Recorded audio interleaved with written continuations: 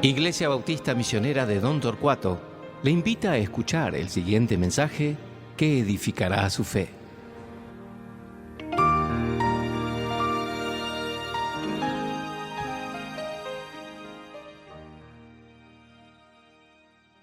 Buen día, hermanos. Es un gusto estar con ustedes otra vez hoy. Nosotros estamos preparando todo para viajar en estos días.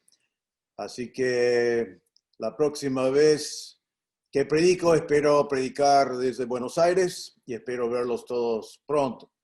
Así que bueno, hemos pasado bien aquí, Dios ha estado con nosotros, hemos pasado un lindo tiempo de familia, pero extrañamos también a ustedes y a Argentina, a nuestro hogar, y entonces estamos ansiosos de tomar nuestro viaje y estar de vuelta con ustedes. Así que pedimos sus oraciones mientras que viajamos y esperamos verlos pronto.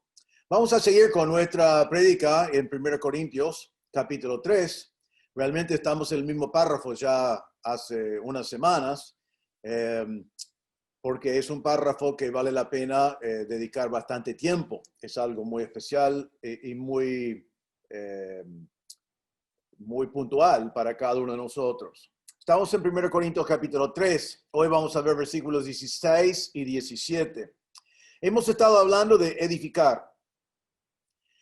Y Pablo nos ha dicho mucho sobre esta edificación, pero debemos estar preguntándonos, ¿qué estamos edificando? En versículo 9, Pablo dijo que estamos edificando el edificio de Dios. Cuando él cambia de metáfora de la agricultura a la construcción, habla de el edificio de Dios. Ahora, Pablo ya nos ha explicado que este edificio es un edificio de suma importancia. El fundamento es Cristo mismo, Cristo crucificado. Y Pablo ha dicho que no hay otro fundamento que se puede poner. Hay hombres que ponen otros fundamentos, pero ya no es el edificio de Dios. Pablo nos ha explicado que en el caso de Corinto, él es el perito arquitecto, el arquitecto sabio. El arquitecto que es sabio porque él puso el fundamento que es Cristo. Él tenía la sabiduría de poner el fundamento correcto. Él no puso a Pedro, como algunos han hecho en la historia. Él no puso a Pablo a sí mismo, no puso a Apolos, no puso a ninguna de las personas que los corintios por allí querían poner. Él, como perito arquitecto, como sabio arquitecto, puso a Cristo como el fundamento. Pablo fue el arquitecto en Corinto. Estamos hablando de la iglesia local. Él fue el arquitecto de esa iglesia. Hemos visto ya que en esta construcción, vos y yo somos constructores. Cada uno de nosotros sobreedificamos arriba del fundamento y realmente arriba también del trabajo del arquitecto. Hemos visto que cada creyente edifica algo. Puede hacerlo con propósito o puede hacerlo con negligencia, pero cada creyente está edificando algo. Vimos la semana pasada que Pablo utilizó vez tras vez palabras como alguno edifica o cada uno edifica, o si una persona o cierta persona edifica. Vimos que fue algo muy personal, algo individual, es algo que vos estás haciendo, es algo que vos tenés que decidir delante de Dios cómo querés hacerlo. También vos solo vas a estar delante de Dios algún día y solo vos vas a rendir cuentas delante de Dios por cómo tú has edificado. Y vimos que las obras de cada uno de nosotros, tus obras, mis obras, serán probadas por fuego. Ahora, es muy importante cuando pensamos en esos materiales para construcción, oro, plata, piedras preciosas, madera, heno y hojarasca, que la interpretación de eso y lo que nosotros queremos buscar es lo que no se va a quemar. Así que lo que va a durar allí es lo que es eterno y lo que se va a quemar es lo que es provisorio. Así que cada vez que encontramos en la Biblia que dice que esto es de este siglo, sabemos que lo de este siglo es temporario. Y entonces, si dedico mi vida a lo que tiene que ver con este siglo, todo se va a quemar. Cuando encontramos en el Nuevo Testamento que dice que tal y tal cosa es de este mundo, sabemos que este mundo va a pasar. Entonces, si yo me dedico a construir cosas que tienen que ver con este mundo, todo se va a quemar. Pero por otro lado, cuando encuentro el Nuevo Testamento, cuando dice, por ejemplo, el siglo venidero, o lo que no se ve, porque solamente se ve por fe, esas son las cosas eternas. Son las cosas que no se van a quemar. Son las cosas que con el fuego se van a refinar y van a demostrar su valor. Entonces, vimos ya que las obras tuyas y las obras mías serán probadas por fuego delante de Dios. Lo temporal se quemará, lo eternal será refinado. Y el que tiene sus obras quemadas, dice la Biblia, que sufrirá pérdida. ¿Qué fue la pérdida? Lo vimos la semana pasada, que va a ser la pérdida de recompensas. No va a recibir una recompensa. Pero dice claramente, es importante que dice, pero será salvo. Porque estamos hablando siempre de creyentes aquí, hasta ahora, en esta construcción. Entonces, todos salvos, algunos recibiendo recompensa, porque las obras que hicieron después de ser salvos eran cosas eternas que glorifican a Dios. Y otros que son salvos, pero se quemará todo porque después de ser salvos por gracia, las obras que hicieron fueron hechos sobre cosas o en cosas temporales o por razones de vanagloria. Ahora, en el texto de hoy, Pablo nos dice, ¿qué es este edificio? ¿Qué es este edificio? Nos exhorta a saber cómo es la naturaleza del edificio de Dios y por qué el edificio exige una construcción digna del Señor. Entonces, ya que nos ha dicho la importancia de mirar cómo construimos, ahora nos dice por qué, porque nos explica qué es este edificio que estamos construyendo. Vamos a leer hoy, comenzando en versículo 10 para sacar el contexto. 1 Corintios 3, 10 dice, conforme a la gracia de Dios que me ha sido dada, yo como perito arquitecto puse el fundamento y otro edifica encima, pero cada uno mire cómo sobreedifica. Porque nadie puede poner otro fundamento que el que está puesto, el cual es Jesucristo. Y sobre este fundamento alguno edificare oro, plata, piedras preciosas, madera, heno, hojarasca. La obra de cada uno se hará manifiesta porque el día la declarará, pues por el fuego será revelada. Y la obra de cada uno cual sea, el fuego la probará. Si permaneciere la obra de alguno que sobreedificó, recibirá recompensa. Si la obra de alguno se quemare, él sufrirá pérdida. Si bien él mismo será salvo, aunque así como por fuego. ¿No sabéis que sois templo de Dios y que el Espíritu de Dios mora en vosotros? Si alguno destruyere el templo de Dios, Dios le destruirá a él. Porque el templo de Dios, el cual sois vosotros, santo es. Bueno, hoy vamos a ver versículos 16 y 17. Y vamos a ver en el texto de hoy 4 razones de edificar con cuidado y con temor el edificio de Dios. 4 razones de edificar con cuidado y con temor el edificio de Dios. La primera razón, encontramos en versículo 16, es que el edificio es el templo de Dios. Pablo dice acá, ¿no sabéis que sois templo de Dios? Pablo utiliza esta frase 10 veces en este libro. ¿No sabéis? Lo utiliza cada vez cuando quiere comunicar algo de gran importancia y algo que los corintios deben haber sabido. Algo que deben saber, pero no viven como que lo sepan. Parece que sabían intelectualmente, pero no vivieron como si realmente lo habían entendido por completo o que habían comprendido, entendido, conocido íntimamente o creído. Entonces, él dice acá, ¿no sabes?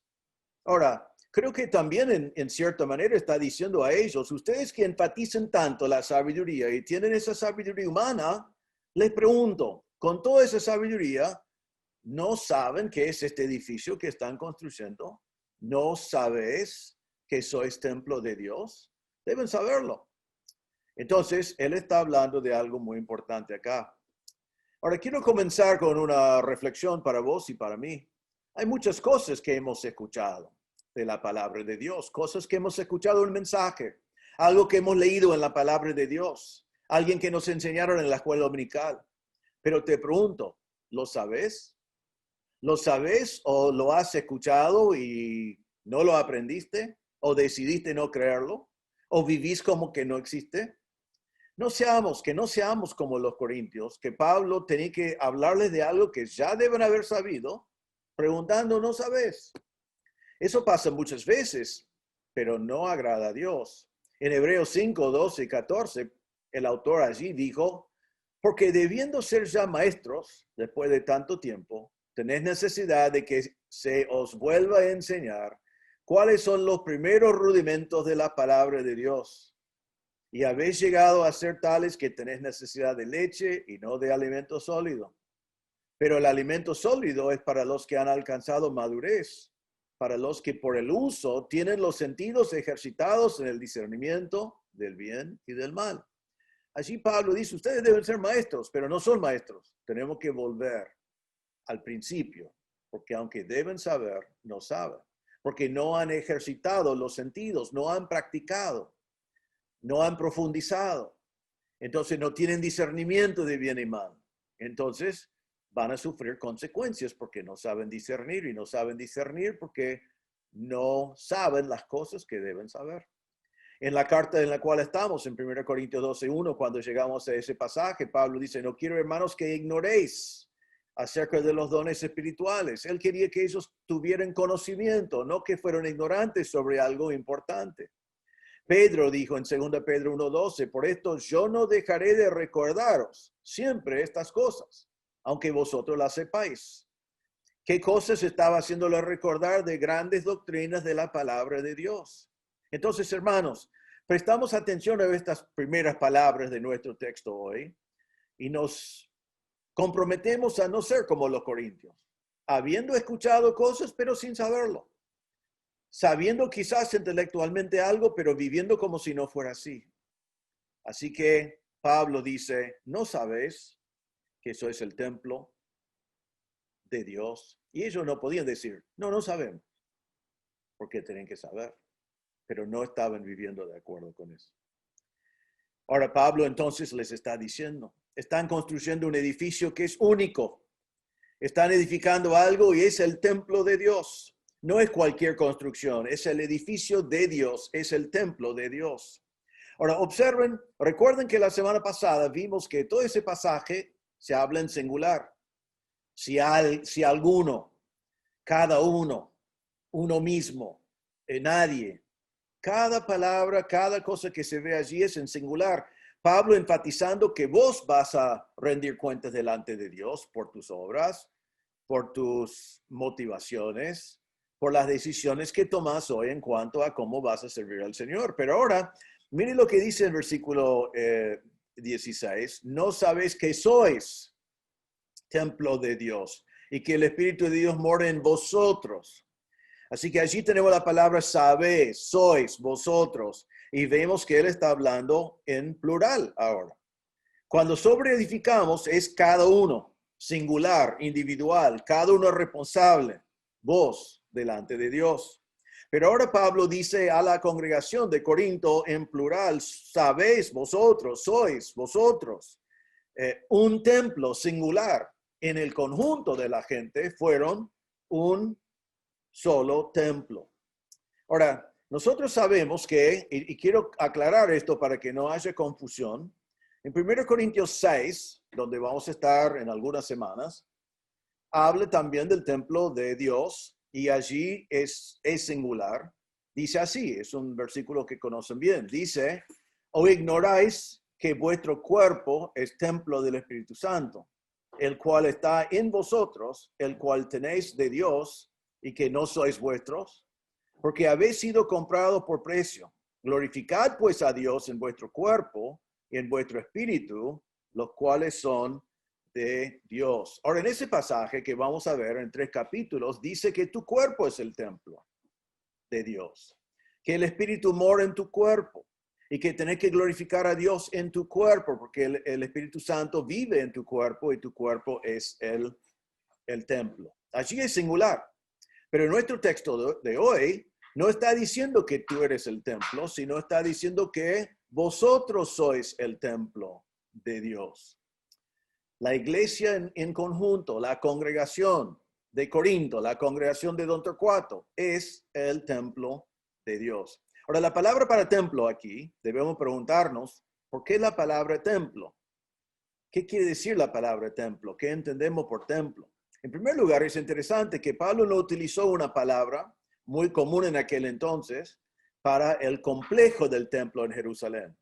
El complejo del templo incluía el lugar santísimo, el lugar santo, el lugar para los sacerdotes, el lugar para los levitas, el lugar para los hombres y hasta el lugar para los gentiles, que era parte del complejo del templo. Pero Pablo acá utiliza la palabra para el santuario, el lugar santo, cuando habla del templo. Ahora, la definición de un templo es una estructura dedicada a una deidad, la morada de Dios. Entonces, cuando Pablo dice, no sabes que sois templo de Dios, está diciendo, no sabes que eso es la morada de Dios, la estructura dedicada a Dios. Ahora, los corintios entendieron algo sobre templos. Esto debe haberles sorprendido, porque chocaba con su entendimiento de un templo. En Corinto había muchos templos, un montón de templos. En el Acrópolis, arriba de la ciudad, estaba el templo a Afrodite, un templo famoso, grande, tremendo. Tenían el templo a Poseidon, que fue el dios del mar, que como ellos tenían sus riquezas por el mar, también fue un templo muy importante. Tenía el templo de Apolo, que las ruinas están allí todavía, en el medio de Corinto. Entonces ellos cuando pensaron en un templo, pensaron en un edificio, una construcción. Por eso Pablo utiliza como ilustración acá, como metáfora, pero el concepto de ellos es un edificio. Cada uno de esos templos en Corinto fue dedicado como morada a un dios. Estaba dedicado al dios en particular que llevaba su nombre. Ahora, los corintios también, ya que este grupo eran creyentes, podían mirar el Antiguo Testamento y saber también del templo de Salomón, que el templo de Salomón también fue diseñado para ser la morada de Dios. Recuerden el Antiguo Testamento. Primero comenzamos con el tabernáculo, que fue el primer lugar, el primer santuario donde estaba Dios. En Éxodo 25, versículos 8 y 9, dice así: y harán un santuario para mí, y habitaré en medio de ellos, conforme a todo lo que yo te muestre, el diseño del tabernáculo, el diseño de todos los utensilios, así lo haré. Entonces Dios les instruyó a Israel a hacer una habitación, un santuario para Dios, donde Él estaría entre ellos. Eso fue el propósito del santuario. Más adelante, cuando hablamos del templo en sí, en 1 Reyes 8:13, Salomón dice, yo he edificado casa por morada para ti, sitio en que tú habites para siempre. Entonces el templo fue construido como habitación de Dios, el lugar donde Dios iba a habitar entre su pueblo, su morada, su lugar para siempre. Vemos también que el templo en el Antiguo Testamento fue un lugar, fue realmente llamado muchas veces una casa a su nombre, un lugar donde el nombre de Dios fue levantado en alto, una casa que llevaba el nombre de Dios. En 1 Reyes 5:5, Salomón dijo, yo por tanto he determinado ahora edificar casa al nombre de Jehová mi Dios, según lo que Jehová habló a David mi padre, diciendo, tu hijo, a quien yo pondré en lugar tuyo en el trono, él edificará casa a mi nombre. Entonces el templo estaba allí en un lugar para levantar en alto el nombre de Dios. En 1 Reyes 8:27 en adelante, cuando Salomón estaba dedicando el templo, él dijo así, pero es verdad que Dios morará sobre la tierra. He aquí que los cielos de los cielos no te pueden contener, cuanto menos esta casa que yo he edificado. Pero después dice que estén tus ojos abiertos de noche y de día sobre esta casa, sobre este lugar del cual has dicho, mi nombre estará allí. Y que oigas la oración de tu siervo, que tu siervo haga en este lugar. Entonces, Salomón reconoce que nuestro Dios es infinito y no puede ser contenido por un templo. Pero él dice, esto será el lugar edificado a tu nombre. Tu nombre será levantado en alto por causa de este lugar. El templo también en el Antiguo Testamento fue un lugar para dar testimonio al mundo. Aunque Israel no fue muy evangelístico, podemos decir, no fue la intención de Dios. Y otra vez en 1 Reyes 8, versículo 41 en adelante, cuando Salomón está dedicando el templo, él dice esto: asimismo el extranjero, que no es de tu pueblo Israel, que viniere de lejanas tierras a causa de tu nombre, pues oirán de tu gran nombre, de tu mano fuerte y de tu brazo extendido, y viniere a orar a esta casa. Tú oirás en los cielos, en el lugar de tu morada, y harás conforme a todo aquello por lo cual el extranjero hubiere clamado a ti, para que todos los pueblos de la tierra conozcan tu nombre y te teman, como tu pueblo Israel, y entienden que tu nombre es invocado sobre esta casa que yo edifiqué. Entonces allí Salomón dice otro propósito del templo es que los pueblos que no son de Dios oigan el gran nombre de Dios, de su mano fuerte, y que viniera a orar, que viniera al templo. Entonces el templo también fue construido como algo que hoy llamaríamos evangelístico. Era para extender el conocimiento del nombre de Dios aún a los pueblos que no eran el pueblo de Dios. Eso es el templo. Vemos también que el templo fue el lugar donde se veía la gloria de Dios, el lugar para que se revela, para que se manifiesta la gloria de Dios. En 1 Reyes 8, 10 a 11 dice: y cuando los sacerdotes salieron del santuario, la nube llenó la casa de Jehová, y los sacerdotes no pudieron permanecer para ministrar por causa de la nube, porque la gloria de Jehová había llenado la casa de Jehová. Ahora, todas esas cosas deben venir a nuestra mente cuando Pablo dice: vosotros sois el templo de Dios. Debemos estar pensando en la morada de Dios, el lugar donde Dios habita, el lugar donde el nombre de Dios es levantado, el lugar donde el nombre de Dios es anunciado a los que no lo conocen, el lugar donde Dios es glorificado. Entonces, Pablo escribe esto a los corintios. Quizás ellos pensaron, pero ¿qué construcción quiere que hagamos? Pero él no estaba hablando de un edificio. Los paganos tenían edificios, pero no tenían un Dios infinito. Él estaba hablando de la iglesia de Cristo, la iglesia orgánica, la iglesia que es el cuerpo de Cristo, la iglesia de Corinto. Sois vosotros el templo del Espíritu Santo. Estaba hablando de la iglesia de Cristo. En 2 Corintios 6, 16. Pablo dijo esto a los corintios: ¿qué acuerdo hay entre el templo de Dios y los ídolos? Porque vosotros sois el templo del Dios viviente, como Dios dijo: habitaré y andaré entre ellos y seré su Dios y ellos serán mi pueblo. Él cuando dijo eso no estaba diciendo qué acuerdo hay entre un templo hecho a manos, un edificio, y los ídolos, sino estaba hablando de la iglesia de Corinto. La iglesia que fueron el templo del Dios viviente. ¿Qué tiene que ver eso con los ídolos? Nada. Porque Dios habitaba entre ellos y andaba entre ellos. En Efesios 2, 20 y 21, un pasaje muy parecido a nuestro texto. Dice así, Pablo dice: edificados sobre el fundamento de los apóstoles y profetas, siendo la principal pie del ángulo Jesucristo mismo, en quien todo edificio bien coordinado va creciendo para ser un templo santo en el Señor. Entonces la iglesia que Cristo está edificando es un templo santo en el Señor. Otra vez en Efesios 3, en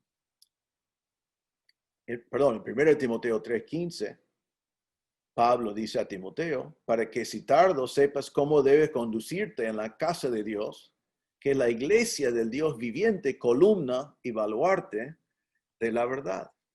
Fue un lugar de verdad, fue un lugar, un baluarte, el lugar donde la verdad fue manifestado y tenía que ser manifestado. Eso fue la iglesia de Cristo.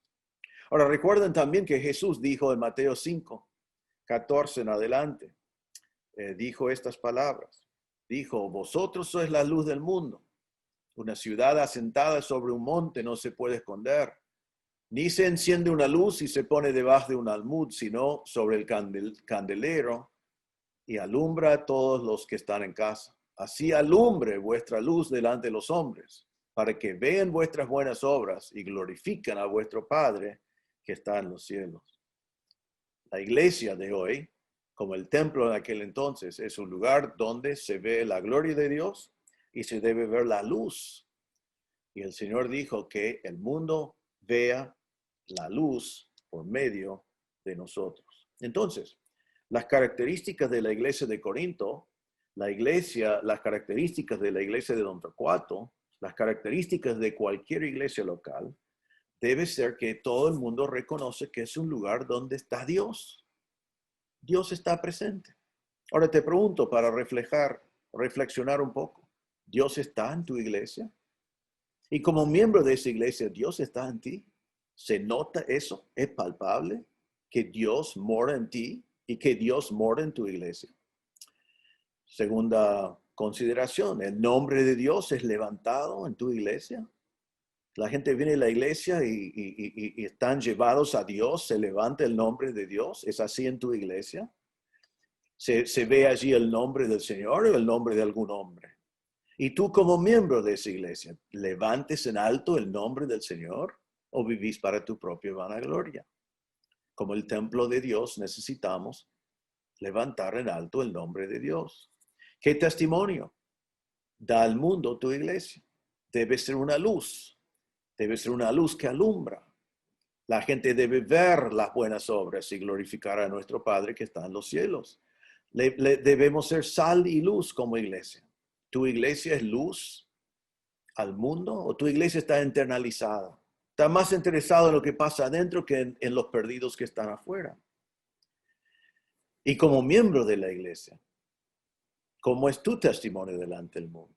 ¿Cómo eres tú como luz? Porque estamos hablando de cada uno de nosotros en particular, pero después todos juntos siendo el templo de Dios. Y te pregunto esto, ¿tu iglesia es un lugar donde Dios es glorificado? Debemos preguntar allí, ¿qué pregunta es eso? Claro que la iglesia tiene que ser el lugar donde Dios es glorificado, pero no es así en muchas iglesias. Tu iglesia es una iglesia que es Dios-céntrico, donde la alabanza no es lo que agrada a los hombres, sino lo que agrada a Dios, donde el nombre del Señor es levantado, no el nombre del pastor, no el nombre de Pablo, Apolos o Cefas, no el nombre de alguna persona famosa que anda por allí, no, Dios. Tu iglesia es Dios-céntrico, un lugar donde la gran comisión se cumple porque la iglesia es una luz, no como Jonás que no quería llevar la palabra, no una iglesia internalizado que está más interesado en lo que están haciendo adentro, el club social, los amistades, los ministerios en sí, programas que pueden existir. Una iglesia que es Dios-céntrico y glorifica a Dios en todo. Entonces Pablo nos ha dicho, mire cómo sobreedifiques. Y ahora nos dice, mire cómo sobreedifiques porque sois el templo de Dios. Estamos construyendo la morada de Dios en la tierra de hoy. Y todos los que están alrededor deben ver, cuando miren en nuestra iglesia, no el edificio, en la iglesia, deben ver a Dios. Deben ver el lugar donde mora Dios, donde Dios es glorificado. Entonces, la primera razón por la cual debemos edificar con cuidado y con temor es porque estamos edificando, el edificio de Dios es el templo de Dios. Ahora, en segundo lugar, el edificio es la morada del Espíritu Santo. Todavía en versículo 16, ¿no sabéis que sois templo de Dios y que el Espíritu de Dios mora en vosotros? Nosotros sabemos, creo que sabéis, que el Espíritu Santo mora en cada uno de nosotros. En el momento que conociste a Cristo como Salvador, el Espíritu Santo vino a morar dentro de ti. En 1 Corintios 12 y 13 dice, porque así como el cuerpo es uno y tiene muchos miembros, pero todos los miembros del cuerpo, siendo muchos, son un solo cuerpo, así también Cristo, porque por un solo espíritu fuimos todos bautizados en un cuerpo, sean judíos o griegos, sean esclavos o libres, y todos se nos dio a beber de un mismo espíritu. Así que todos tenemos el mismo espíritu, el espíritu mora en nosotros. En Romanos 8:9 dice, mas vosotros no vivís según la carne, sino según el espíritu. si es que el Espíritu de Dios mora en vosotros. Y si alguno no tiene el Espíritu de Cristo, no es de él. Así que todos los que son de él tienen el Espíritu del Señor. Lo recibimos en el momento de creer. Algunos enseñan que viene más tarde o que viene en otro momento, pero la palabra de Dios es muy claro, que si no tenés el Espíritu es porque no eres salvo. Y si eres salvo, el Espíritu mora en ti. Pero en nuestro texto va más allá de eso porque dice que el Espíritu mora en vosotros, en nosotros, en la iglesia. Reside en la iglesia. La palabra morar allí es una palabra griego que es oikeo, que viene de la palabra oikos, que es la palabra normalmente traducido casa. Está diciendo que el Señor reside, habita, mora, vive entre nosotros. Y vive en nuestra iglesia por medio de vos y por medio de mí, porque si el Espíritu Santo mora en ti y eres miembro de la iglesia, eres parte de la iglesia, entonces en conjunto el Espíritu Santo mora en nosotros, en nosotros. Ahora, vamos a pensar en eso en el contexto de los Corintios. Si el Espíritu Santo moraba en la iglesia de Corinto, ¿por qué habían contiendas? ¿Por qué estaban peleando? ¿Por qué habían tantas luchas? ¿Por qué había tanta carnalidad? Pablo dice, ¿no saben que son templo de Dios y que el Espíritu Santo mora en vosotros? Realmente, contiendas en la iglesia donde el Espíritu Santo mora es totalmente contradictorio. No debe existir así. Todos tenemos el mismo Espíritu.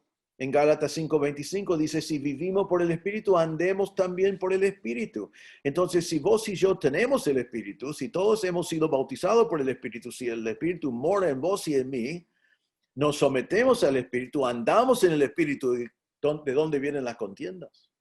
¿Cómo pueden haber grupitos? ¿Cómo podemos estar luchando, peleando? Eso es lo que Pablo está diciendo a ellos. En Gálatas 5, 22 y 23, mire cómo es la persona que tiene el Espíritu. Dice, mas el fruto del Espíritu es amor, gozo, paz, paciencia, benignidad, bondad, fe, mansedumbre, templanza. Esas son las características de la persona que tiene el Espíritu. Es el fruto del Espíritu. ¿De dónde vienen las contiendas entonces? Solo de personas que no se someten al Espíritu. Pero el Espíritu Santo mora en la iglesia porque mora en ti y mora en mí. Y se ve cuando tú te sometes al Espíritu y andas en el Espíritu, y yo me someto al Espíritu y ando en el Espíritu, entonces la iglesia se somete al Espíritu y anda en el Espíritu. No hacemos como Pablo dijo también en Gálatas 5, cuando dijo, pero si os mordéis y os coméis unos a otros, mirad que también no os consumáis unos a otros, no nos hagamos vanagloriosos, irritándonos unos a otros, envidiándonos unos a otros. Así que, hermanos, la iglesia es el lugar donde mora el Espíritu Santo. Él mora en nosotros. No sé si saben eso, pero esa verdad realmente es lo que hace funcionar el gobierno congregacional de la iglesia. Cuando nosotros nos reunimos en una asamblea y hablamos de temas y después votamos, solo podemos hacer eso con confianza, creyendo que cuando votamos está votando una congregación de personas que están, donde el Espíritu Santo mora en ellos y que están sometidos al Espíritu Santo. Efesios 4:4 dice, un cuerpo y un espíritu. Y si todos tenemos el mismo espíritu y si todos nos sometemos al mismo espíritu, entonces el Espíritu Santo guía nuestras decisiones por medio de la obra del Espíritu Santo en cada uno de nosotros. Entonces, Pablo está diciendo acá, cuidado cómo edifican con cuidado y con temor, porque el Espíritu de Dios mora en vosotros. Entonces no debe haber divisiones, no debe haber disensiones, no debe haber rivalidad, no debe haber grupitos, no debe haber carnalidad. Ahora, claro que puede haber desacuerdos, por ejemplo, en una asamblea, que si son lo que yo voy a llamar desacuerdos dinámicos, son intentos de llegar a una mejor conclusión, de hablar de distintos temas, pero no debe haber nunca una actitud de carnalidad. No debe haber nunca una lucha donde la carne domina. Estamos hablando de actitudes y cómo nos movemos y si estamos sometidos al Espíritu Santo. Entonces se debe notar en la iglesia la presencia del Espíritu Santo. No es por lenguas, no es por los dones espectaculares, los corintios tenían todos ellos y se manifestaron todo el tiempo, sin embargo tenían grupitos y tenían contienda. Sino se debe ver en la iglesia el fruto del Espíritu. Se debe ver amor, gozo, paz, paciencia, benignidad, bondad, fe, mansedumbre, templanza. Deben ser las características de la iglesia. Se debe ver en la iglesia santidad, porque cada uno sabe que el Espíritu Santo mora en él, que mora en su cuerpo, como vimos en 1 Corintios 6. Y entonces que glorifica a Dios con su cuerpo. Entonces, Pablo nos está diciendo cómo edificar. Y dice en primer lugar, la primera razón por la cual debemos edificar con cuidado y con temor, porque somos el templo de Dios. En segundo lugar, la segunda razón es porque el Espíritu de Dios mora en nosotros como iglesia. Ahora, en tercer lugar, y esto es muy interesante, en versículo 17, la tercera razón por la cual debemos construir con cuidado y con temor es que el edificio de Dios es protegido por Dios. Es protegido por Dios. Miren lo que dice el versículo 17. Si alguno destruyere el templo de Dios, Dios le destruirá a él, porque el templo de Dios, el cual sois vosotros, santo es. Ahora, otra vez, presten atención aquí en versículo 17, al principio, volvemos al singular. Si alguno. Esa palabra lo vimos la semana pasada, la palabra tis, y lo vimos vez tras vez, que es singular y significa uno entre dos o uno solo. Entonces, otra vez vuelve a uno y dice, si alguno, destruyere el templo de Dios, Dios le destruirá a él. Debemos prestar atención porque esta es una persona en particular y es importante que no seas vos, porque otra vez estamos hablando en particular, y entonces debemos mirar en esto para cada uno de nosotros. Ahora, dice acá que alguno puede destruir el templo de Dios. Ahora, yo quiero marcar lo que creo que es obvio y claro en este pasaje. Nadie puede destruir el cuerpo de Cristo. Nadie puede destruir la iglesia de Cristo, del cual Cristo hablaba cuando hablaba a Pedro y dijo, tú eres Pedro y sobre esta roca, hablando de él mismo, su declaración, sobre esta roca edificaré mi iglesia y las puertas del Hades no prevalecerán contra ella. Nadie puede destruir el cuerpo de Cristo. Nadie puede destruir la iglesia, vamos a llamarlo universal. Pero aquí Pablo está hablando de la iglesia local y está hablando de Corinto. Y realmente estaba en peligro la iglesia de Corinto, el peligro de que fuera destruido. Los grupitos estaban destruyendo la iglesia de Corinto. El pecado, la fornicación, el estar desvanecidos, todas las cosas que vamos mirando y que vamos a ver, estaban destruyendo la iglesia. Y Pablo está hablando a ellos y dice, si alguno destruyere el templo de Dios, Dios le destruirá a él. Ahora, esto también se aplica entonces a cualquier iglesia local. Se aplica también a la Iglesia Bautista Misionera de Don Torcuato o a cualquier otra iglesia que está, si hay alguien mirando en este mensaje de hoy. Entonces tenemos una advertencia acá, que tenemos que tener cuidado de los algunos o del alguien que puede destruir la iglesia local. Ahora, en Corinto, el peligro fue la carnalidad. Con carnalidad que producía contienda, rivalidad y grupitos, estaba en peligro en la iglesia de Corinto. Todos querían ser una élite. Ahora, en otro cuarto tenemos que tener cuidado de eso. Cuando hay contienda es por carnalidad. Cuando hay contienda es porque no estamos siendo guiados por el Espíritu. No nos engañamos. Si hay rivales, si hay grupitos, si hay algunos que quieren ser parte de una élite, que dicen, bueno, con fulano y mengano sí, pero los otros que son de otro nivel social o otra nacionalidad o otro barrio, otro lo que fuera. Todo eso es carnal. Viene de la carnalidad, no viene del Espíritu. Y es destructora. Algunos destruyen una iglesia por introducir la cultura del mundo. Algunas iglesias buscan la cultura del mundo o lo aceptan valores del día, cosas que se van a quemar. Tomen lo que viene, lo que es popular allí afuera. Los corintios estaban haciendo eso, introduciendo en la iglesia la sabiduría del hombre. Y así pueden racionalizar y andar con la última onda y aceptar algo del Señor y algo del mundo, pero no agradaba a Dios. Entonces Pablo los tiene que advertir. Hay otras advertencias que encontramos en distintos lugares de la palabra de Dios. Por ejemplo, en Romanos 16, versículos 17 y 18, dice: Mas os ruego, hermanos, que os fijéis en los que causen divisiones y tropiezos en contra de la doctrina que vosotros habéis aprendido y que os apartéis de ellos. Entonces dice, fíjate, identifica a los que causan divisiones y tropiezos en cuanto a la doctrina y apartarse. No dejen que destruyan la iglesia. No dejen que destruyan la obra. Y dice en Romanos 16, porque tales personas no sirven a nuestro Señor Jesucristo, sino a sus propios vientres, y con suaves palabras y lisonjas engañan los corazones de los ingenuos. Entonces ellos no están sirviendo al Señor, están sirviendo a sí mismos. Causan divisiones, causan problemas por sus propios fines. Ellos son de quien Pablo está hablando. Si alguno destruyere el templo de Dios, tenemos que tener cuidado de ellos. Tenéis que no ser uno de ellos. En Tito 3, versículo 10 y 11, dice: al hombre que cause divisiones, después de una y otra amonestación, deséchalo, sabiendo que el tal se ha pervertido y peca, está condenado por su propio juicio. Entonces, en algunos casos tenemos que desechar a una persona porque causa divisiones, porque donde está él hay división.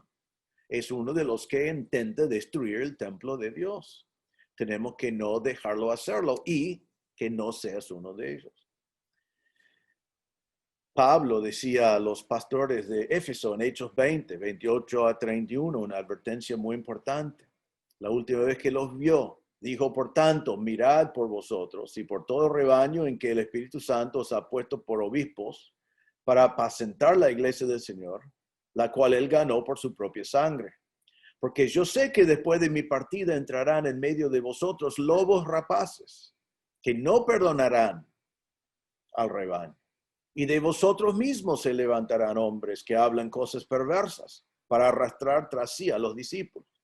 Por tanto, velad, acordándoos que por 3 años de noche y de día no he cesado de amonestar con lágrimas a cada uno. Así que allí él dice, van a venir de afuera, van a venir de adentro, van a ser lobos rapaces, van a tratar de destruir a la iglesia de Cristo. Entonces, él dice a ellos, velad, no los dejan.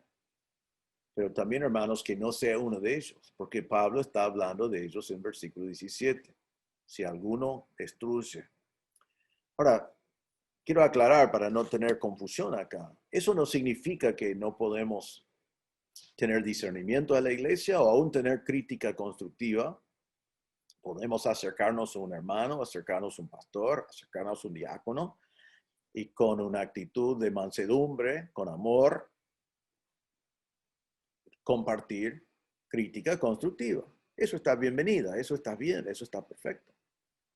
Eso no es lo que Pablo está hablando acá. Está hablando de la persona que destruye el templo de Dios. Ahora, quiero que observamos aquí 3 personas realmente que vimos la semana pasada y hoy con estas palabras, alguno, cada uno, etc. Observen que en versículos 12 y 14, si recuerdan y vuelvan allí a la semana pasada, identificamos una persona. Dice, si sobre este fundamento alguno edificare oro, plata, piedras preciosas. Vamos a parar allá. Si alguno edificara con oro, plata, piedras preciosas. O sea que alguien edifica con cosas eternas. Versículo 14. Si permaneciere la obra de alguno que sobreedificó, recibirá recompensa.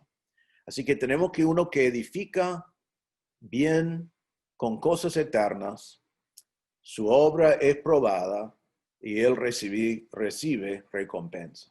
Amén. Queremos estar entre ellos. Queremos escuchar entre los que escuchan las palabras, bien, buen siervo y fiel. Pero hay otro hombre acá, versículo 12, la segunda parte. Si sobre este fundamento alguno edificare madera, heno o hojarasca, versículo 15, si la obra de alguno se quemare, él sufrirá pérdida. Si bien él mismo será salvo, aunque así como por fuego. Entonces, la segunda persona es salvo, pero después de ser salvo, edifica con madera. Edifica sobre cosas provisorias, temporales, con motivación incorrecta, etcétera. Entonces, cuando está delante del Señor, eso no dura, porque no fue hecho con materiales eternos, no fue hecho para la gloria de Dios. Entonces se quema, pero dice, él será salvo. ¿Y por qué será salvo? Porque la salvación no depende de las obras, sino depende de la obra de Cristo en la cruz. Pero ahora miren el versículo 17, que tenemos una tercera persona. Y dice, si alguno destruyere el templo de Dios, Dios le destruirá a él. Entonces, esta es una persona, la palabra destruir que quiere decir dañar, corrompir, destruir, arruinar. Es la persona que daña la iglesia de Cristo. La palabra utilizada acá en la construcción es la palabra demoler. Estamos edificando, esta persona está demoliendo. Nosotros estamos construyendo con oro, plata, piedras preciosas, algunos con madera, heno, etc. Esta persona está demoliendo, está destruyendo el edificio. Pero ¿qué dice acá de esa persona? Dice, Dios le destruirá a él. Ahora recuerden que ya tenemos tres personas. El primero es salvo y obra bien, recibe recompensa. El segundo es salvo, obra mal, pierde su recompensa. Ahora es el que destruye, no es salvo y será destruido por Dios. Ahora, uno dice entonces, ¿por qué figura acá? Porque este destructor estaba dentro de la iglesia de los Corintios. No era salvo, pero era parte de la iglesia. Era cizaña. Era uno que entró engañando. Estaba dentro, pero estaba destruyendo. Y la advertencia de Dios es que Dios mismo iba a encargarse de él porque Dios le iba a destruir. Entonces debemos tomar esta frase muy en serio. Pablo lo escribió a los Corintios, entonces yo lo voy a aplicar bien a nuestra iglesia local, que debemos ver que hay personas que quieren destruir una iglesia local, pero que no seas vos. No dañes a la iglesia local. Hay algunos que tienen envidia o que están ofendidos por algo, entonces comienzan a destruir. Quizás creen que si pueden atacar al pastor, pero no van a tener el juicio de Dios, pero en atacar al pastor dañan la iglesia. Algunos que por allí atacan a un líder de un ministerio, a los diáconos, y piensan que van a tener su venganza, pero no van a dañar la iglesia de Cristo, pero lo dañan. Cuidado de no dañar a la iglesia, es el templo de Dios. Hay personas amargadas que atacan a los líderes, calumnian a la iglesia, utilizan la iglesia como su plataforma para llevar adelante sus propios intereses. Hay algunos otros que infiltran una iglesia para cambiar su doctrina y llevarlo a donde ellos quieren llevarlo. Eso es muy común hoy, pasa todo el tiempo. Tenemos que vigilar, como Pablo dijo en Hechos 20. Tenemos que vigilar eso como iglesia, pero el punto aquí es el que piense destruir la iglesia, ten cuidado, porque si lo haces, Pablo está diciendo, es porque no eres salvo. Y la advertencia es que Dios se va a encargar de ti. ¿Por qué? ¿Por qué dice acá? Porque Dios protege su templo. Dice acá, Dios le destruirá porque el templo de Dios, el cual sois vosotros, santo es. Ya vamos a hablar de esa frase, santo es, pero lo aplicamos aquí a este juicio de Dios. Santo aquí significa, dentro de varias cosas, es dedicado a Dios. Cuando destruyes la iglesia de Cristo, estás destruyendo el templo que es dedicado a Dios. Esto es la iglesia del Dios viviente, dice 1 Timoteo 3:15, columna y baluarte de la verdad. No es algo que debemos destruir, es santo. Y el que lo hace, Dios destruirá a él porque no es salvo. En 1 de Juan 2:19, Juan dijo, salieron de nosotros, pero no eran de nosotros. Porque si hubiesen sido de nosotros, habrían permanecido con nosotros. Pero salieron para que se manifestase que no todos son de nosotros. Entonces, Pablo nos da esta advertencia acá, muy importante, y otra vez, es singular. La advertencia es para ti, la advertencia es para mí, que no seas un destructor. Crítica constructiva, amén. Votar tu conciencia en una asamblea, siempre. Pero dañar la iglesia de Cristo, no. Dañar la iglesia de Cristo con envidia, con calumnias, con críticas destructivas, etcétera. Aquí está la advertencia. Estamos construyendo, pero si alguien destruye el templo de Dios, Dios le destruirá a él. Ahora, eso nos lleva a la cuarta razón hoy de por qué debemos edificar el edificio con cuidado y con el temor de Dios. La cuarta razón, ya lo hemos visto, es que el edificio, el templo, es santo. Versículo 17. Porque el templo de Dios, el cual sois vosotros, santo es. Ahora, otra vez, después de ir al singular para hablar del que destruye el templo, vuelve al plural diciendo el templo de Dios, singular, el cual sois vosotros. Entonces, otra vez está marcando que todos nosotros juntos somos el templo. Muchos hermanos, un templo. Muchos en la congregación, un solo templo. Pero ahora dice que ese templo, que es un templo hecho de todos nosotros, santo es. Santo, sagrado, dedicado. La iglesia de Cristo es apartado para Dios, es dedicado a Dios, sagrado para Dios. Debemos ver a nuestra iglesia no como simplemente el lugar donde nosotros vamos para tener comunión y donde nosotros hacemos las cosas de Dios. Es dedicado a Dios. Debe glorificar a Dios siempre. Debe reflejar a Dios. Debe ser que la gente alrededor miren eso y dice, eso es un lugar de Dios. Es un lugar dedicado a Él, un lugar santo. Y para que la iglesia sea un lugar santo, depende de que vos y yo como miembros seamos santos. En 1 Corintios 1:2, cuando Pablo estaba comenzando la carta, dijo a todos los corintios que fueron santificados. Ahora, no vivieron vidas santas, pero habían sido hechos santos en Cristo y Dios quería que vivieran de acuerdo con lo que fueron, que vivieran vidas santos porque fueron santos. Es lo mismo que Pedro dijo en 1 Pedro 1:15, sino como aquel que os llamó es santo, Dios es santo, sed también vosotros santos en toda vuestra manera de vivir. Hermanos, para que nuestra iglesia sea una iglesia santa, vos tenés que ser santo en toda vuestra manera de vivir. Porque la santidad no puede tener ninguna mancha. Si hay una mancha, ya no es santa. Entonces, si en la membresía tenemos personas viviendo en pecado, la iglesia no será santa. Y Dios quiere que su iglesia sea santa. El templo de Dios, el cual sois vosotros, santo es. Así que tu santidad afecta la santidad de la iglesia, porque eres parte de la iglesia. Ahora, es por eso, y quizás es bueno dar esta explicación, es por eso que Dios no dio lo que se llama disciplina en la iglesia.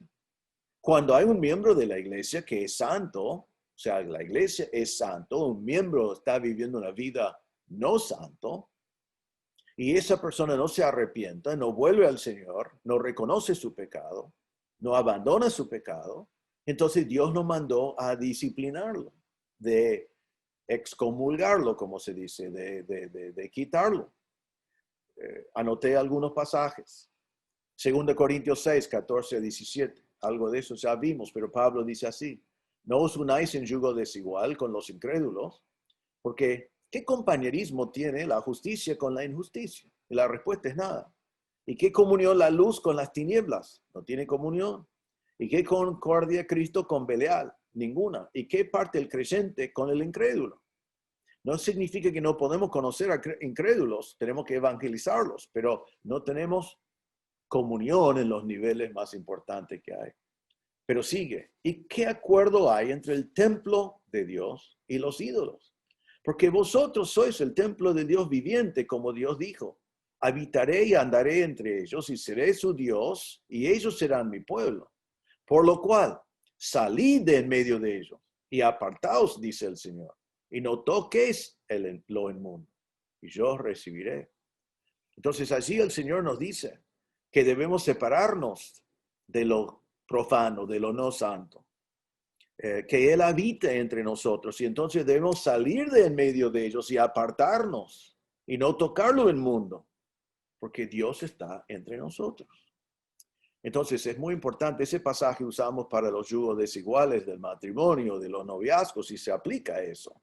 Pero realmente tiene que ver con todo aspecto de nuestra vida. Dios mora entre nosotros, Dios vive con nosotros. Somos parte de una iglesia santa, entonces vos y yo tenemos que vivir vidas santas. Tenemos que salir del mundo, apartarnos del mundo, para que podamos ser parte de una iglesia santa. Pablo va a escribir a los Corintios, lo vamos a ver en algunas semanas cuando llegamos a capítulo 5. Mire lo que dice, 1 Corintios 5, 1 y 2. Dice, de cierto se oye que hay entre vosotros fornicación y tal fornicación, cual ni aún se nombre entre los gentiles, tanto que alguno tiene la mujer de su padre. Está diciendo, hay pecado entre vosotros. Y dice, y vosotros estáis envanecidos. ¿No debierais más bien haberos lamentado para que fuese quitado de en medio de vosotros el que cometió tal acción? Él dice, el problema es terrible, el pecado es terrible, pero peor todavía es que ustedes lo toleran. Ustedes están envanecidos, ustedes lo dejaron. Ahora tienen miembros que están fornicando. No les importa. Entonces el lugar santo mío ya no es santo. Más adelante él dice, en versículo 6, no es buena vuestra jactancia, ¿no sabéis que un poco de levadura leuda toda la masa? Limpiaos pues de la vieja levadura para que seáis nueva masa. Entonces él dice, si permitís el pecado es como levadura, lo permitís en uno y otro lo observa y después lo tenés en dos y después lo tenés en tres, después lo tenés en cuatro y cuando te das cuenta de una iglesia totalmente carnal. ¿Y qué es el remedio? Dice también el pasaje en versículo 13, porque a los que están fuera Dios juzgará. Quitad pues a ese perverso de entre vosotros. Entonces Dios nos dio la disciplina eclesiástica porque Él no quiere que el pecado sea como levadura entre nosotros, que lo toleramos y después toleramos un poquito más y después toleramos un poquito más. Y por allí nuestros jóvenes miren lo que dice la Biblia y miren cómo vivimos y decimos, pero no concuerda acá. Y no entiendo, entonces voy a hacer lo que quiero. Tenemos que siempre estar conscientes y no estar envanecidos y no tolerar el pecado, enfrentar el pecado, animar a la persona a arrepentirse de su pecado, perdonarle cuando se arrepienta. Pero si no hay arrepentimiento, no dejar que la levadura leude a toda la iglesia y quitar a esa persona de la iglesia. El propósito final de Dios se encuentra en Efesios 5, 25 en adelante, donde dice, maridos, amad a vuestras mujeres, así como Cristo amó a la iglesia, se entregó a sí mismo por ella, para santificarla, habiéndola purificado en el lavamiento de agua por la palabra, a fin de presentársela a sí mismo, una iglesia gloriosa, que no tuviese mancha, ni arruga, ni cosas semejantes, sino que fuese santa y sin mancha. Ahora, eso es en la eternidad, eso es en la boda del Cordero. No vamos a hacer así ahora, pero eso es lo que Dios quiere que seamos. Entonces Él dice a nosotros que somos el templo de Dios santo, santo. Y Dios quiere que nuestra iglesia sea santo. Y para que nuestra iglesia sea santo, vos tenés que ser santo. Santo significa dedicado a Dios, apartado para Dios. Otra vez quiero marcar, porque veo en muchas iglesias que no entienden esto. No estamos hablando solamente de pureza, estamos hablando de un lugar dedicado a Dios. Hay muchos lugares donde Dios no es el centro de operaciones en la iglesia, sino la iglesia es hombre céntrico. Es para la gloria de es para la gloria de un hombre. Es para el nombre de un hombre. Es para los intereses de un hombre. Y todo el mundo va allí para recibir algo para sí mismo. No es Dios céntrico, es hombre céntrico. No es dedicado a Dios, es dedicado a algún hombre. Algunas iglesias, en vez de ser Dios céntricos, son cultura céntrico. Lo único que les importa son los últimos métodos, las últimas ondas. Buscan el éxito según la definición del mundo. Éxito es mucha gente. Éxito es muchas riquezas. Éxito es mucha fama. Éxito es poder político, quizás. Y ya no es un lugar dedicado a Dios. No es un templo apartado para Dios. Es un templo apartado para cualquier cosa. Tenemos que evitar eso. Hay algunos que tienen iglesias, lo que voy a llamar religión céntricos. Saben que Corinto ya tenía muchos templos. Corinto ya tenía mucha religión, no necesitaban otro templo como todo lo demás. Necesitaban un lugar diferente. Y Cristo les proveyó un lugar diferente para que ellos fueran una iglesia. La iglesia del Dios viviente. Dios quiere que la iglesia esté santo, dedicado a Él, consagrado a Él. Y hermanos, recuerden de esto, es importante para las generaciones futuras. La iglesia dedicada a Dios, santo para Dios, es un Dios céntrico, perdón, es una iglesia Dios céntrico, apartado para Dios, donde todo se hace para la gloria de Dios, donde los obreros, como Pablo nos ha marcado acá, con servidores, son humildes, están sirviendo al uno al otro porque toda la gloria es de Dios. La alabanza en la iglesia no es lo que le agrada al hombre, sino es lo que agrada a Dios. Todo es para la gloria de Dios. Entonces Pablo acá nos da 4 razones de por qué debemos edificar con mucho cuidado y con el temor de Dios. Porque somos el templo de Dios. ¿Vos lo sabés? Dice, bueno, yo lo sé, pero te pregunto como Pablo preguntó, ¿lo sabés de verdad? ¿Lo sabés para vivir de acuerdo con eso? ¿Vivís como que eres parte del templo de Dios, que es dedicado a Dios, que es santo y donde mora el Espíritu Santo? ¿Vivís como eres miembro de eso? Porque si vos no participás en esas cosas, nuestra iglesia no puede ser santo. Requiere a todos. ¿Sabe que la Iglesia Bautista Misionera de Don Torcuato es el templo de Dios? Cuando pensás en la iglesia de Don Torcuato, pensás en un lugar donde se ve a Dios morando, donde está Dios presente, donde es palpable que Dios está entre nosotros cuando nos reunimos. Cuando pensás en la Iglesia Bautista Misionera de Don Torcuato, pensás en un lugar donde el nombre de Cristo es magnificado, es glorificado, es levantado en alto. Cuando pensás en la Iglesia Bautista Misionera de Don Torcuato, pensás en un lugar donde el mundo puede ver la luz, que puede ver la gloria de Dios, que pueden ver el nombre de Dios, para que también se acerquen. Cuando pensás en la Iglesia Bautista Misionera de Don Torcuato, pensás en un lugar donde la verdad es anunciado a todo el mundo, que es baluarte, columna y baluarte de la verdad. Y si es así, que se mantiene así para siempre. Cuando pensás en la Iglesia Bautista Misionera de Don Torcuato, pensás en un lugar donde se ve la gloria de Dios, que todo se hace para la gloria de Dios. Efesios 3, 20 y 21 dice, aquel que es poderoso para hacer todas las cosas, mucho más abundantemente de lo que pedimos o entendemos, según el poder que actúa en nosotros. A él sea gloria en la iglesia, en Cristo Jesús, por todas las edades, por los siglos de los siglos. Amén. ¿Ves? La gloria de Dios en la iglesia es por todos los siglos, por todas las edades, es lo que permanece. Cuando pensás en la Iglesia Bautista Misionera de Don Torcuato, pensás en un lugar donde no hay contienda, donde no hay calumnia, donde no hay chisme, donde no hay grupitos, donde no hay algunos que quieren ser los élites, donde no hay diferencia de personas. Dios quiere que sea así, tiene que ser así. Pero para que sea así, vos tenés que ser así. Vos tenés que hacer las cosas así. Cuando pensás en la Iglesia Bautista Misionera de Don Torcuato, pensás en un lugar santo, un lugar separado de Dios, para Dios, dedicado a Dios, donde las personas viven vidas santas. Así Dios quiere que sea la iglesia. Eso es lo que estamos edificando. Por eso hay que edificar con cosas eternas, con cosas bíblicas, con cosas verdaderas. Pero ahora déjame decir esto. Es muy teórico, no teórico, es muy conceptual pensar en la iglesia como el templo de Dios, como la iglesia como morada del Espíritu, como la iglesia como lugar santo. Pero tú eres parte de la iglesia. Entonces, todo lo que estamos hablando es el conjunto de todos nosotros. Entonces, ¿cómo es tu parte?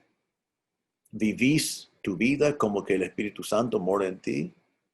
¿Vivís tu vida como el templo del Señor que anuncia la luz, que demuestra la gloria de Dios, que levanta en alto el nombre del Señor, el lugar donde el Señor es cómodo viviendo? ¿Cómo eres tú como parte de una iglesia santa? Porque depende de ti, de ti, y de ti, de ti, de ti y de mí. Comienza con vos, aunque es plural esta semana. Igualmente volvemos a lo individual. También quiero preguntarte en este día, ¿cómo eres como constructor? El mandato para la semana pasada fue, mire en cómo sobre edifiques. El mandato en esta semana fue, no destruyes ese mismo edificio. Perdón, ese mismo edificio.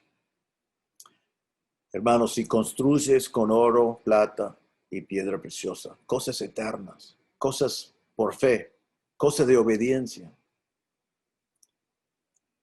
cosas que Dios nos ha enseñado, vas a glorificar a Dios y vas a recibir tu recompensa.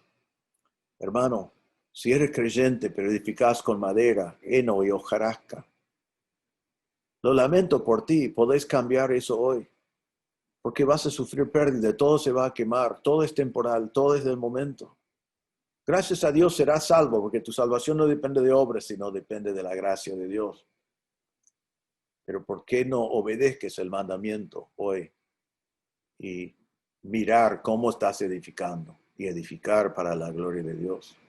Pero también tengo que decir que quizás estás escuchando hoy y sabes en tu corazón que eres un destructor. Otros construyen, vos sos el que hace la demolición. Si es así en tu vida, según lo que encontramos en este pasaje, lo haces porque no eres salvo.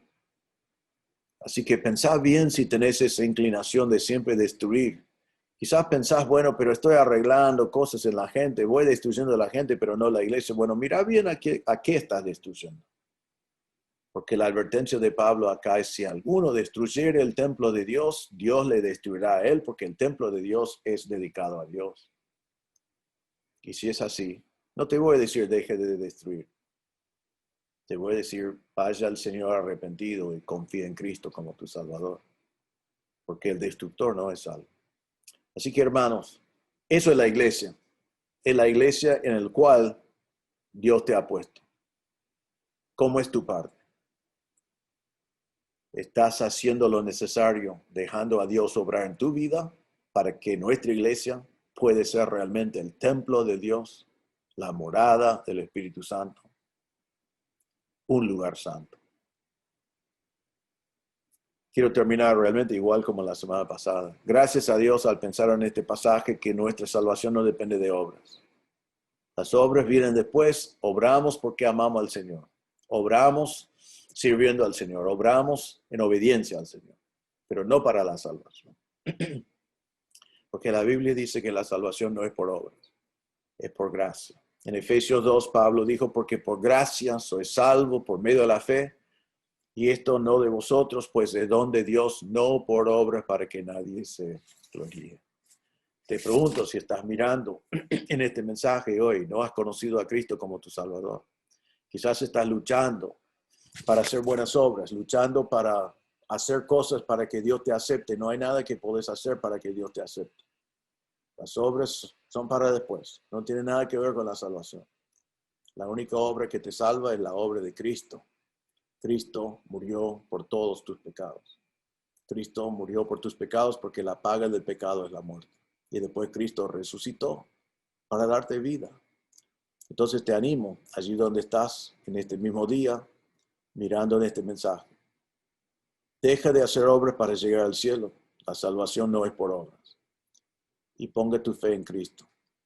Vaya al Señor arrepentido por tus pecados. Reconozca que eres pecador y que no puedes salvar a ti mismo. No puedes abandonar tus pecados. Es tu naturaleza. Y que necesitas de un Salvador. Y ponga tu fe en Cristo. Cristo murió por ti. Tus pecados fueron cargados sobre Cristo. Él pagó la cuenta por todos tus pecados. Y Él resucitó para darte vida eterna. Ponga tu fe en Cristo. Él te salvará. Vamos a orar. Señor, te damos gracias por este pasaje. Te damos gracias que nos permites el privilegio de estar edificando el edificio de Dios, de estar edificando tu iglesia.